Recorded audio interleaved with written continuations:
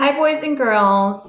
The story I have to share with you today is Alexander and the terrible, horrible, no good, very bad day. Now, I have a feeling you might have read this book before or maybe heard about it, but if you haven't, let me give you a little background. This character, our main character, his name is Alexander, and he has a really bad day. From the moment he wakes up until he goes to bed, nothing seems to be going his way. Have you ever felt like that before? Where it seems like everything is going wrong? I know I have. Let's read to find out what exactly happens to Alexander and maybe some positive things that he has to look forward to. Alexander and the terrible, horrible, no good, very bad day. Oops, the pages are stuck. I went to sleep with gum in my mouth, and now there's gum in my hair. And when I got out of bed this morning, I tripped on the skateboard by mistake. I dropped my sweater in the sink while water was running, and I could tell it was going to be a terrible, horrible, no good, very bad day. At breakfast, Anthony found a Corvette Stingray car kit in his breakfast cereal, and Nick found a junior undercover agent code ring in his breakfast cereal box. But in my breakfast cereal box, all I found was breakfast cereal.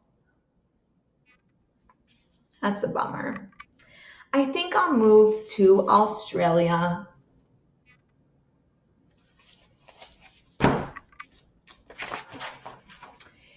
In the carpool, Mrs. Gibson let Becky have a seat by the window. Audrey and Elliot got seats by the window too. I said I was being scrunched. I said I was being smushed. I said, if I don't get a seat by the window, I'm going to be car sick. No one even answered. I could tell it was going to be a terrible, horrible, no good, very bad day. Do you feel bad for Alexander? I know I do. Sometimes it's hard when you have lots of things that aren't going your way. At school, Mrs. Dixon liked Paul's picture of a sailboat better than my picture of the invisible car. You see the invisible car? At singing time, she said I sang too loud. At counting time, she said I left out 16. Who needs 16? I could tell it was going to be a terrible, horrible, no good, very bad day. I could tell because Paul said I wasn't his best friend anymore. He said Philip Parker was his best friend and that Albert Moyo was his next best friend and that I was only his third best friend. I hope you sit on a tack, I said to Paul. I hope the next time you get a double-decker strawberry ice cream cone, the ice cream part falls off the cone and lands in Australia. Now that's very nice. Not nice, I should say. If you're having a bad day, you should not be mean to other people. There were 2 cupcakes in Philip Parker's lunch bag, and Albert got a Hershey bar with almonds, and Paul's mother gave him a piece of Jelly Roll that had little coconut sprinkles on the top. Guess whose mother forgot to put in dessert? It was a terrible, horrible, no good, very bad day. That's what it was. Here's the picture. That's what it was because after school, my mom took us all to the dentist. And Dr. Fields found a cavity just in me. Come back next week and I'll fix it, said Dr. Fields. Next week, I said, I'm going to Australia.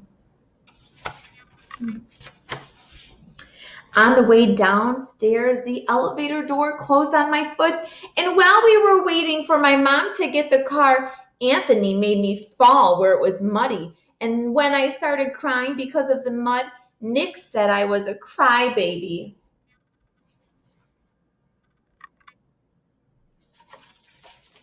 And while I was pushing Nick for saying crybaby, my mom came back with the car and scolded me for being muddy and fighting. I am having a terrible, horrible, no good, very bad day, I told everyone, and no one answered. It is sad. I feel bad for him. So then we went to the shoe store to buy some sneakers. Anthony chose white ones with blue stripes.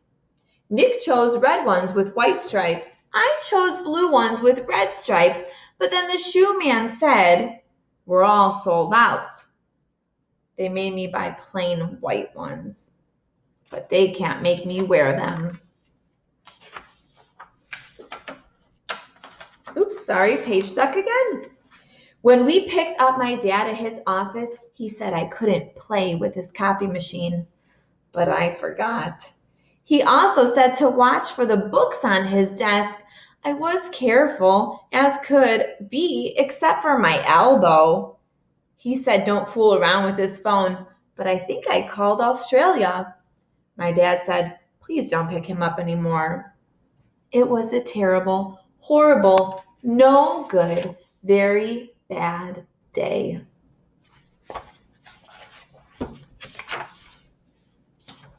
Oops, it's dinner time.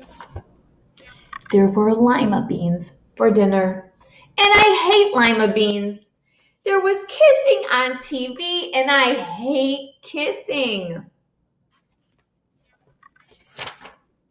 Oh, now after dinner, look at bath time. My bath was too hot. I got soap in my eyes. My marble went down the drain, and I had to wear my railroad pajamas. I hate my railroad pajamas. When I went to bed, Nick took back the pillow he said I could keep, and the Mickey Mouse nightlight burned out, and I bit my tongue. The cat wants to sleep with Anthony, not with me. It has been a terrible, horrible, no good, very bad day. My mom said, some days are like that. They are. Even in Australia. Wow, poor Alexander. From the beginning of the day all the way until the end, it was terrible and horrible and not very good. I'm sure we've all had days like that. And maybe now we're having days like that. And maybe we're seeing other people have days like that. But think, boys and girls, if you are having a terrible, horrible, no good, very bad day, how can you make your day or someone else's a little bit better? See you next time.